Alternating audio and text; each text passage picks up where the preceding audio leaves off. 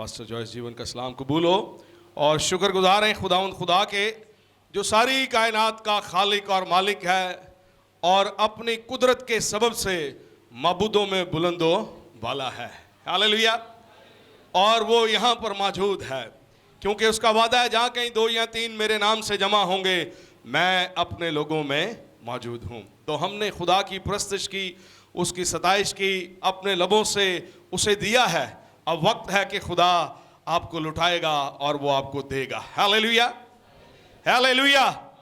तो आए जिनके पास ये कुदरत भरा कलाम है। इस दुनिया में बहुत सा कलाम है, आरफाना कलाम, सूफियाना कलाम, बहुत सारे राइटर्स का लिखा हुआ कुतुब है, but this is the word of God. Hallelujah.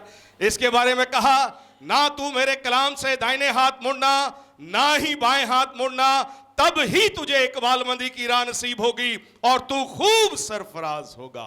कितने चाहते हैं कि हम सरफराज हों, इंक्रीज हों, बढ़ें? तो जिन्होंने हाथ नहीं उठाए वो नहीं चाहते और वो बढ़ेंगे भी नहीं। जैसा तेरा दिल है, जैसी तेरी नेचर है, जैसी तेरी सोच है, जैसा तेरा ईमान है, वैसा ही तेरे लिए हो जाएगा। आमीन। तो जो कुछ भी आप चाहते हैं कि खुदा आपके लिए करे, उसे आपको दोहराने की जरूरत है। और जब आप वैसा करते हैं तो खुदा फिर आपके लिए करता है। आए थोड़े लम्हा के लिए मेरे साथ देखिएगा बाइबल मुकद्दस को। मैंने कहा जिनके पास ये है वो ज़रूर खोलें और जिनके पास नहीं है वो भी साथ लेकर ज़रूर आया करें।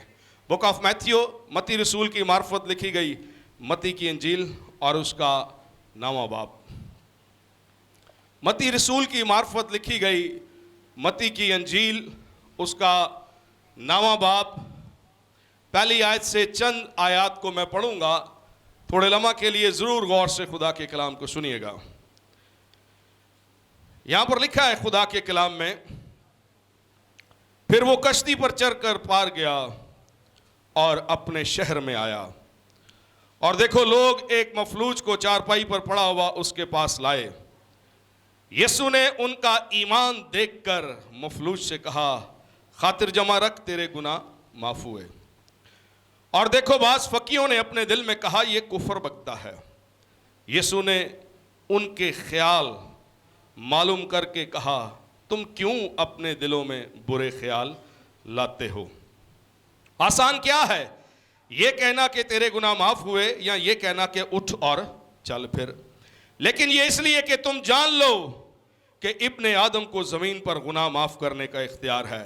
उसने मफलूज से कहा, उठ, अपनी चारपाई उठा, अपने घर चला जा।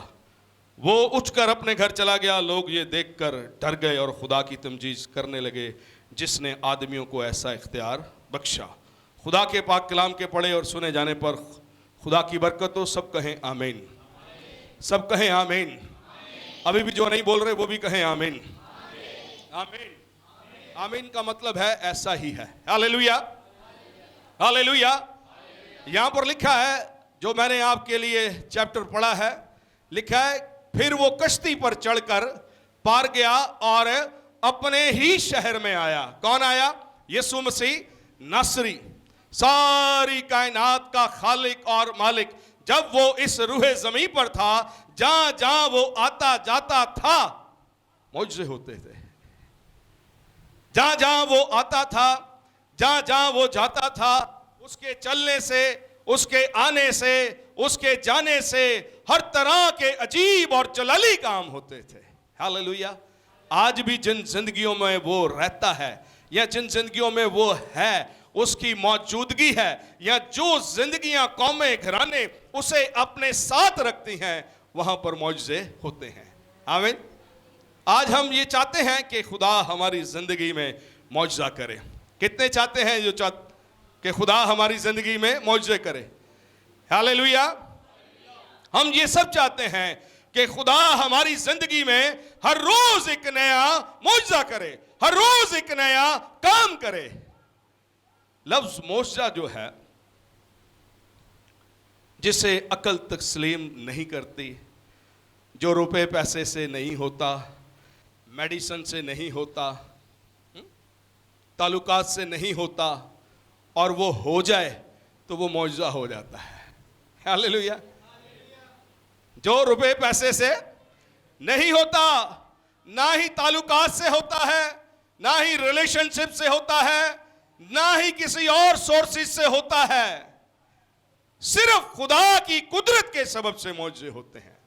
जहां पर साइंस हार जाती है, मेडिसिन हार जाती है, हर तरह की कुव्वतें हार जाती हैं, जो वो हो जाए तो फिर मौजा हो, और ये सिर्फ खुदावंद खुदा करता है। आमीन। आज हम चाहते हैं कि खुदा हमारी जिंदगी में मौजे करे। यहां पर लिखा है वो कश्ती में चढ़कर पार गया और अपने शहर में आया। बताया ये जा रहा है कि यीशु मसीह अपने शहर से कहीं दूर था, और कहीं आने जाने के लिए, जैसे कि आज हम जदीद दौर में हैं, लोग गाड़ियों का, ट्रांसपोर्ट का, ट्रेन का, जहाज़ों का इस्तेमाल करते हैं। यीशु मसीह के बारे में लिखा है वो कश्ती पर चढ़कर पार गया, फिर अपने शहर में आया, और जब अपने शहर में आया, लौटा, तो लोग इसका इंतजार कर रहे थे। लोग क्या कर रहे थे? इंतजार कर रहे थे। लोगों को यह मालूम था उसकी मौजूदगी से, उसके होने से कुछ होता है। तो मेरे लिए और आपके लिए भी ये जरूरी है कि हम उसे अपने पास रखें, अपनी जिंदगी में रखें, ताकि कुछ होता रहे, कुछ होता रहे। वो होगा तो कुछ होगा, वो ना होगा तो कुछ नहीं होगा। लिखा है कि जब वो आया तो लोग एक मफलूज को, किसको? मफलूज उसे कहा जाता है जो खुद से कुछ नहीं कर सकता। मफलूज किसे कहा जाता है? जो खुद से कुछ नहीं कर सकता, जिसके हाथ पांव बेकार हैं, जिसका जहन बेकार है, जिसके कदम बेकार हो चुके हैं, पांव बदन बेकार हो चुका है, कुछ नहीं कर सकता, किसी का मोहताज है। कोई उसे पिलाएगा, कोई उसे खिलाएगा, कोई उसे उठाकर लेकर जाएगा, लेकर आएगा। यहां पर लिखा है कुछ लोग किस पर पड़ा? चारपाई पर पड़ा हुआ एक मफलूज को यीशु के पास लेकर आए, ठीक जगह पर लेकर आए। ठीक जगह पर मौजूद हैं आप लोग। हालेलुया। यीशु के पास होना, यीशु की हजूरी में होना, उसके कदमों में होना बायस बरकत है, कौमों के लिए, कबीलों के लिए, जिंदगियों के लिए, उम्मतों के लिए, घरानों के लिए। अगर मैं और आप ये चाहते हैं कि खुदा हमें ब्लेस करे और बरकत दे, तो हमें अपने खानदान के साथ खुदावंद की हजूरी में, उसके कदमों में होना लाजम है। हालेलुया। ये लोग जो हैं, ये लेकर आए हैं यीशु मसीह नासरी के पास मफलूज को। खुद से कुछ नहीं कर सकता। यीशु ने उसे देखा और देखकर क्या कहा? बोले, आपके पास बाइबल है? खातिर जमा रख। क्या जमा रखूं, मेरे पास तो कुछ है ही नहीं। यीशु ने उससे कहा, खातिर जमा रख, तेरे गुनाह माफ हुए। ये दुआई लेना है, ऐसी यीशु गुनाह माफ कर रहा है। आज जैसे कि लोग बीमार हो जाएं, डॉक्टर के पास चले जाएं, क्यों जी भाई जी, तो डॉक्टर को वो नब्ज वब्ज चेक करके बोल दे कि जा तेरे गुनाह माफ हुए, तो आप उसको बोलेंगे जाओ भाई जी पहले अपने माफ कराओ। ऐसे ही नेचर है। मैं मेडिसिन लेने आया हूं, मेरी तबीयत ठीक नहीं है, मुझे फीवर है, मुझे बुखार है, मेरी तबीयत ठीक नहीं है, हफ्ता हो गया है, वायरल फैला हुआ है, फीवर नहीं उतर रहा, गुनाह माफ कराने नहीं आया मैं। पर यीशु ने कोई ऐसी बात नहीं की। मफलूज है, जुड़ा हुआ है, बदन बेकार हो चुका है। आज भी बथेरे बेकार हो चुके हैं अकल के हवाले से। कईयों के बिजनेस बेकार हो चुके हैं, कईयों के घराने बेकार हो चुके हैं, कईयों की अज़दवाजी जिंदगी बेकार हो चुकी है, बहुत कुछ बेकार हो चुका है। लेकिन एक है जो ठीक कर सकता है, यीशु मसीह नासरी। आए जोरदार तालियां बजाएं उसके लिए। जो कर सकता है वो कर सकता है। उसके पास ये कुदरत है, उसके कलाम में ये कुदरत पाई जाती है, उसके नाम में ये कुदरत पाई जाती है कि वो कर सकता है। हालेलुया। वो कर सकता है। उसने कहा जा तेरे गुनाह माफ हुए। लोग इस बात से हैरान हैं, हम तो मौजज़ा देखने के लिए आए हैं, हम शिफा देखने के लिए आए हैं, हम कुछ देखने के लिए आए हैं, हम इसे तेरे पास लाए हैं, तू उसे कह रहा है कि जा तेरे गुनाह माफ हुए। और करीब जो लोग खड़े थे, कुछ साइंसदान, कुछ हिकमत वाले, कुछ शरा के आलम, कुछ तबीब, कुछ दना लोग, वो ये कह रहे हैं ये कुफर बकता है। उनकी साइंस क्या कह रही है? आज भी बथेरों के लिए यीशु मसीह के लफ्ज जिसके बारे में लिखा है कि आसमान और जमीन टल जाएगा लेकिन मेरे मुंह की बातें हरगिज ना टलेंगी। जो कह दिया वो होकर रहेगा, जो कह दिया वो मुमकिन है, जो कह दिया वो पूरा होगा। पर वो कह रहे हैं ये कुफर बकता है, ये गलत बोल रहा है। उसने कहा आसमान और जमीन का कुल इख्तियार मुझे दिया गया है। तो इख्तियार वाले के इख्तियार में रहना जरूरी है। हालेलुया। इख्तियार वाले के इख्तियार में रहना जरूरी है। अगर हम ये चाहते हैं कि वो जो इख्तियार कुदरत वाला है, बहुत सारों के पास इख्तियार है लेकिन उनका इख्तियार काम नहीं करता, लेकिन जो इख्तियार यीशु मसीह नासरी के पास है, उस इख्तियार के सबब से मुआजिज़े होते हैं। जब लोग इस शख्स को लाए, उसने कहा खातिर जमा रख, तेरे गुनाह माफ हुए। अब्बास जो खड़े हुए, हिकमत और दनाई से भरे हुए लोग, फकी और फरीसी, शरा के आलम, तबीब, डॉक्टर, डिग्रियों वाले आलम, वो क्या कह रहे हैं? ये कुफर बकता है। उनकी नजर में जो कुछ मसीह कह रहा है वो ठीक है नहीं है। आज भी, कल मैं एक शख्स के साथ खड़ा था, उसने मुझे कहा बाइबल में ये बात गलत लिखी है। मैंने बोला एक मिनट रुक भाई, आप दूसरे लफ्जों में खुदा के अंदर गलती बयान कर रहे हो। क्या खुदा की जात में गलती पाई जाती है? क्या मखलूक खालिक को यह कह सकती है कि तू गलत है? हाँ जी, मट्टी कुम्हार को यह कह सकती है? नहीं कह सकती। लेकिन इस तरह के साइंसदान बहुत हैं आज भी इस रूहे ज़मीं पर, जो खुदा की जात के अंदर भी गलतियां ढूंढ लेते हैं और उससे कह रहा ये कुफर बकता है, ये गलत बात कहता है। यीशु ने कहा आसान क्या है? क्या आसान है? तुम्हारे लिए क्या एहसान है? तुम किस बात को ठीक समझते हो? आसान क्या है? इजी क्या है तुम्हारे लिए? यह कहना कि तेरे गुनाह माफ हुए, या यह कहना उठ और चल फिर? कौन सी बात तुम्हारे लिए बेहतर है? तुम क्या समझते हो? तुम्हें कौन सी बात ठीक लगती है? तुम उसे एक्सेप्ट कर लो, तुम उसे कबूल कर लो, तुम उसे ले लो।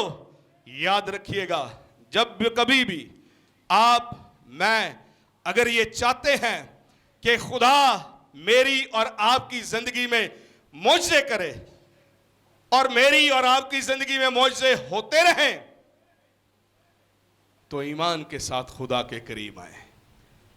हालेलुया। यीशु ने क्या देखा? क्या देखा? क्या देखा? ईमान दिखाई देता है? ईमान देता है तो दिखाएं, दिखाएं। अगर ईमान दिखाई देता है तो दिखाएं। ईमान वो अमल है कि जब वो मौजज़े की सूरत में आपके सामने आ जाए तो आप कहते हैं ये मेरा ईमान था। हालेलुया। लिखा है ईमान लाने वालों के दरमियान में मौजज़े होते हैं, और जब मौजज़ा शक्ल इख्तियार कर ले तो वो आपका ईमान दिखाई देता है। हालेलुया। मौजज़ा जब शक्ल दिखाई देना शुरू कर दे तो समझ लें वही आपका ईमान था। आपने जैसा ईमान अपनी जिंदगी में रखा कि मेरे लिए ऐसा हो जाए और हो जाए, वो मौजज़ा हो जाए, तो समझ लें यही आपकी शक्ल है। ईमान की शक्ल यही है। यहां पर ये जो लोग हैं, ये चारपाई पर पड़ा हुआ इसे लाए हैं और लाए हैं ईमान के साथ। अब यीशु ने जब इसका ईमान देखा, उसने कहा खातिर जमा रख, तेरे गुनाह माफ हुए। फकीयों फरीसियों ने कहा ये अपने दिल में कुफर बकता है।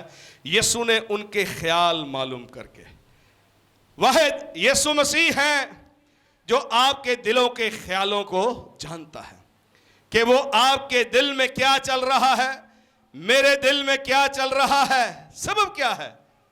बदन का बनाने वाला ही वो है। भाई ने भी कहा कि यीशु ने कहां पर खड़े होकर मुर्दे को आवाजें मारी। लाजर की कब्र पर 4 दिन का शख्स मर चुका था। तफन उठता है, बदबू आती है, लेकिन जब उसने मरियम और मार्था से कहा कि मुझे वहां लेकर चलो, मौजज़े की बात कर रहा हूं, मुझे कब्र पर लेकर चलो। कई लोग डिसहार्ट थे, कई लोग परेशान थे। कानून है, हां, अगर 3 दिन हुए होते तो हो सकता है कि इल्मे नजूम से मादी और फारसी लोग रूहों को अपने कब्जा में करके मुर्दे जिंदा कर लिया करते थे, लेकिन हो गए थे 4 दिन। अब कोई भी ताकत जो है, ना इल्मे नजूम, ना मादी, ना फारसी लोग, ना कोई जिन्नात, ना कुछ भी आदमी मुर्दा जिंदा नहीं हो सकता। लेकिन तालमुद में ये कहती थी कि हो जाएगा, ठीक है, लेकिन अब कुछ नहीं हो सकता। अब अगर कोई करेगा तो सिर्फ आसमान का खुदा, हालेलुया, आसमान और जमीन का खुदा, जिसने इंसान को अपनी सूरत और अपनी छवि की मानद बनाया। आदम को उसने मिट्टी से बनाया था, कब्र में पड़ा हुआ है, 4 दिन हो चुके हैं। फकी फरीसी वहां पर भी बहुत थे, सब पीछे भाग रहे थे मसीह के। याद रखिएगा, जब भी यीशु मसीह चलता था अकेला कभी नहीं चला, उसके पीछे भीड़ भीड़ होती थी, तादाद में लोग चलते थे, सैकड़ों की तादाद में लोग उसके पीछे चला करते थे। आगे कोई नहीं चलता, ना ही कोई चल सकता है उसके आगे, पीछे ही चलते थे लोग उसके। कोशिश किया करें, पीछे ही चलना है, आगे निकलने की कोशिश करेंगे तो टक्कर बाज जाएगी। क्यों जी, मथा खुल सकता है। इसलिए जरूरी है कि हम उसके पीछे ही चलें। फकी फरीसी शरा के आलम तभी भाग रहे हैं कब्रिस्तान की तरफ कि चलो चल के देखते हैं करेगा क्या।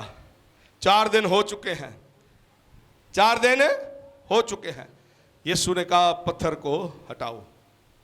आज बहुत सारी पत्थर हैं हमारी अक्लों पर, हमारी जिंदगी पर, हमारे दिल पर, जो हमारी जिंदगी में मौजज़े नहीं होने देते, जो हमारी जिंदगी के अंदर, हमारे बिजनेस के अंदर, हमारे घराने के अंदर मौजज़े नहीं होने देते। ऐसे बहुत सारे पत्थर हमने खुद रखे हुए हैं, मन मर्जी के पत्थर। ये पत्थर रोमी हुकूमत ने रखा था कि कहीं ऐसा ना हो कि फकी और फरीसी, सॉरी, यीशु के शागिर्द आकर लाश चुरा कर ले जाए।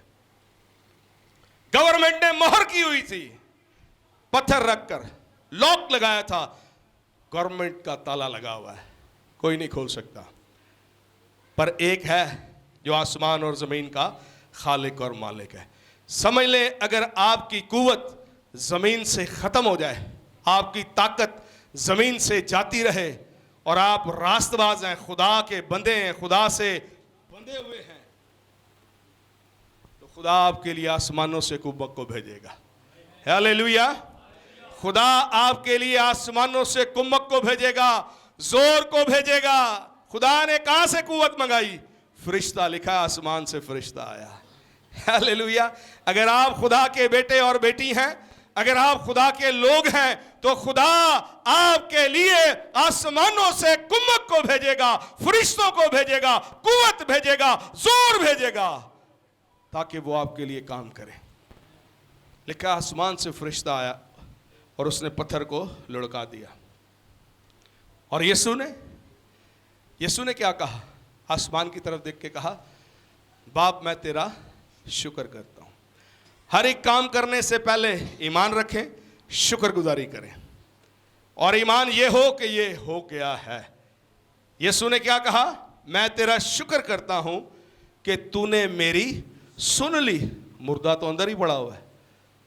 मुर्दा तो आपको गिफ्ट तब मिले तो आप शुक्रगुजारी करते हैं।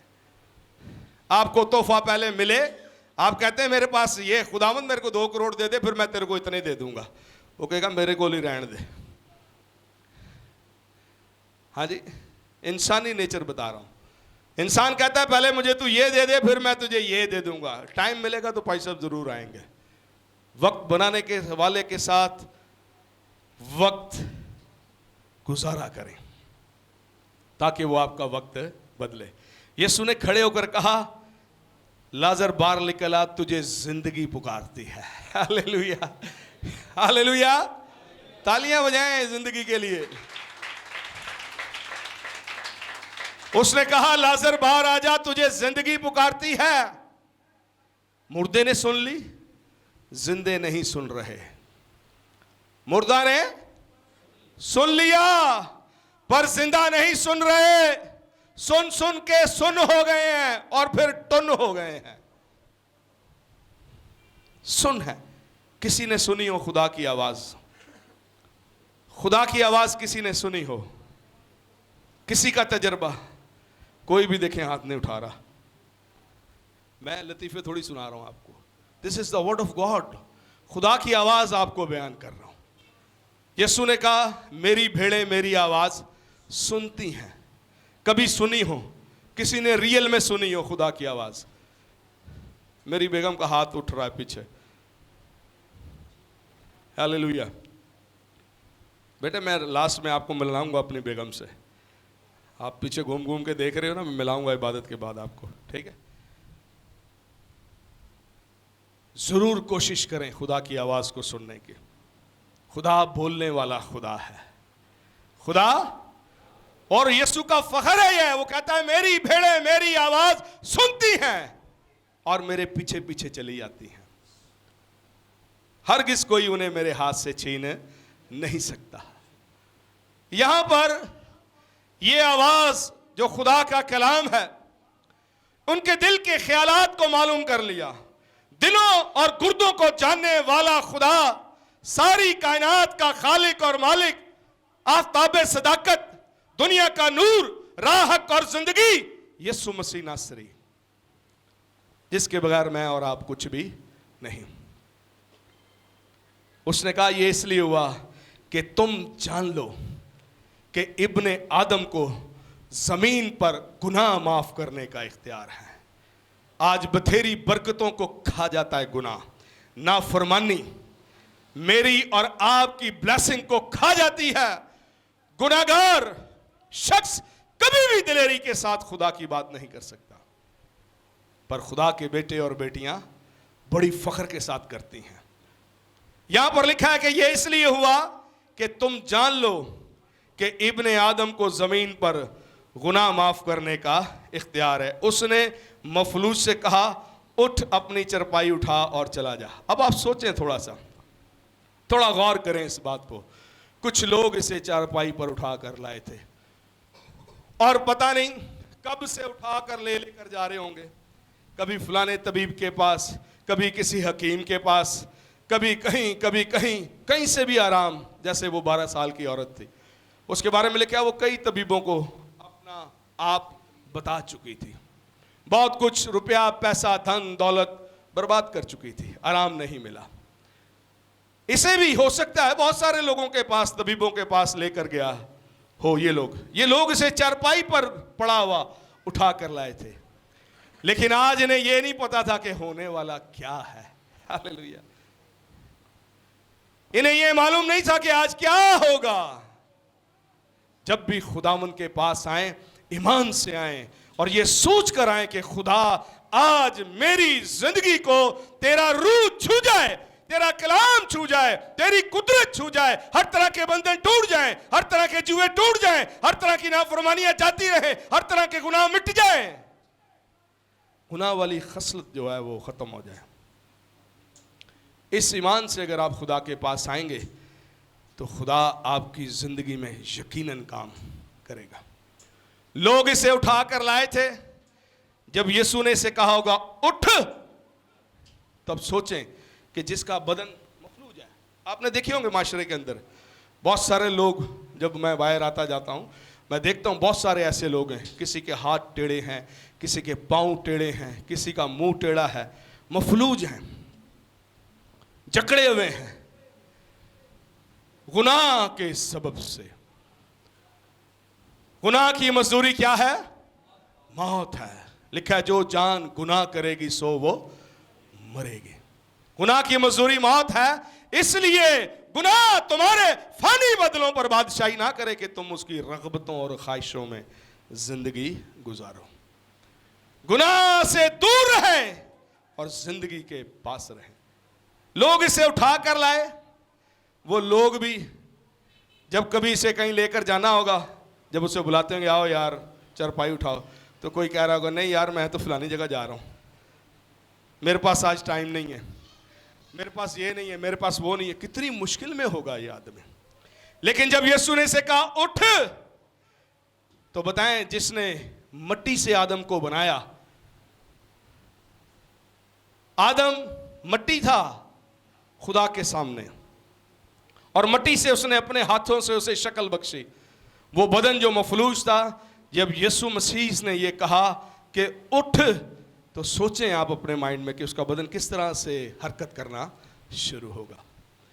हम क्यों नहीं उस तरह से कलाम सुनकर हरकत करना शुरू होते?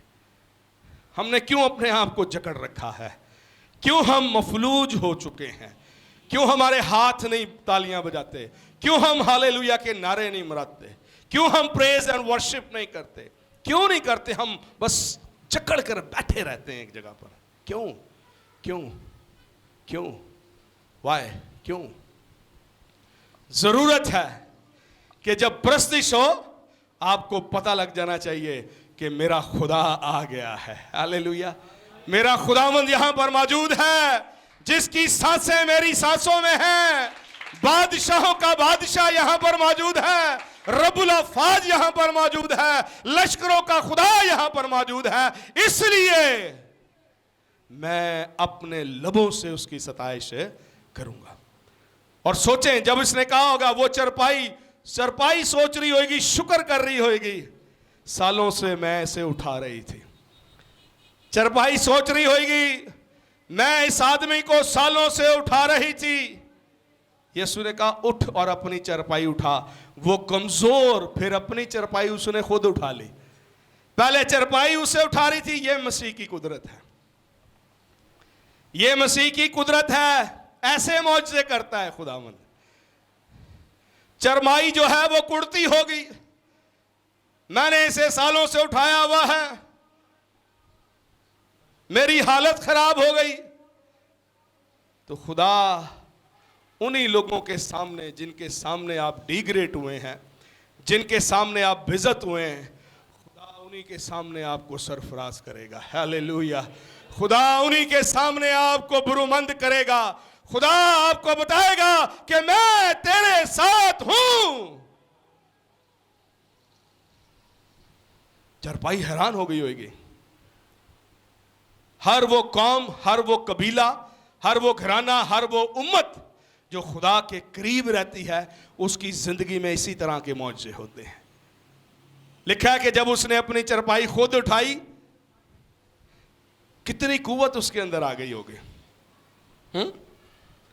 कितना जोर, कितनी कुव्वत उस मफलूज के अंदर आ गई जो मसीह के पास आया। ज़बूर 73 कहता है, उसकी 28वीं आयत को पढ़ लीजिएगा। दाऊद कहता है मेरे लिए ये भला है कि मैं खुदावंद अपने खुदा की नज़दीकी को हासिल करूं। अगर आप खुदा के करीब रहेंगे, खुदा की कुर्बत में रहेंगे, खुदा के इरफान में रहेंगे, उसके हजूर में रहेंगे, तो खुदा के होने के सबब से आपकी हर तरह की कमजोरियां जाती रहेंगी।